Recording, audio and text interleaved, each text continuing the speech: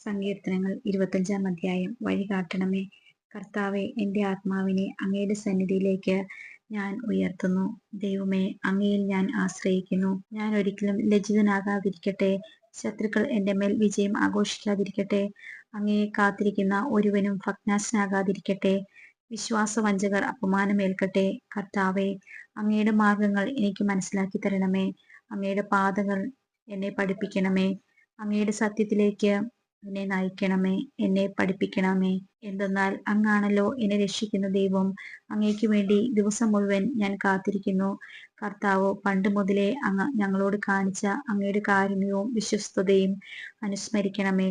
എൻ്റെ യൗവനത്തിലെ പാപങ്ങളും അതിക്രമങ്ങളും അങ്ങ് ഓർക്കരുതേ. കർത്താവെ, അങ്ങയുടെ അചഞ്ചല സ്നേഹത്തിന് അനുസൃതമായി കരുണാപൂർവം എന്നെ അനുസ്മരിക്കണമേ. കർത്താവ് നല്ലവനും നീതിമാനുമാണ്.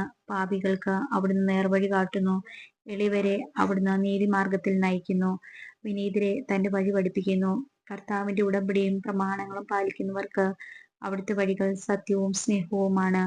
കർത്താവെ, അങ്ങയുടെ നാമത്തെ പ്രതി എൻ്റെ നിരവധിയായ പാപങ്ങൾ ക്ഷമിക്കണമേ. കർത്താവിനെ ഭയപ്പെടുന്നവൻ ആരോ? അവൻ തിരഞ്ഞെടുക്കേണ്ട വഴി അവിടുന്ന് കാണിച്ചു കൊടുക്കും. അവൻ ഐശ്വര്യത്തിൽ കഴിയും. അവന്റെ മക്കൾ ദേശം അവകാശമാക്കും. കർത്താവിന്റെ സൗഹൃദം അവിടുത്തെ ഭയപ്പെടുന്നവർക്കുള്ളതാണ്. അവിടുന്ന് തന്റെ ഉടമ്പടി അവരെ അറിയിക്കും. എൻ്റെ കണ്ണുകൾ സദാ കർത്താവിലേക്ക് തിരിഞ്ഞിരിക്കുന്നു.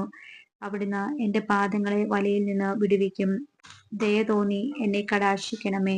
ഞാൻ ഏകാകിയും പീഡിതനുമാണ്. എൻ്റെ ഹൃദയവ്യതകൾ ശമിപ്പിക്കണമേ.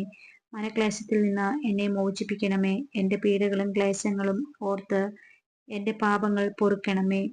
ഇതാ, ശത്രുക്കൾ പെരുകിയിരിക്കുന്നു. അവർ എന്നെ കഠിനമായി വെറുക്കുന്നു. എൻ്റെ ജീവൻ കാത്തുകൊള്ളണമേ. എന്നെ രക്ഷിക്കണമേ. അങ്ങിൽ ആശ്രയിച്ച എന്നെ ലജ്ജിക്കാനിടയാക്കരുതേ. നിഷ്കളങ്കതയും നീതിനിഷ്ഠയും എന്നെ സംരക്ഷിക്കട്ടെ.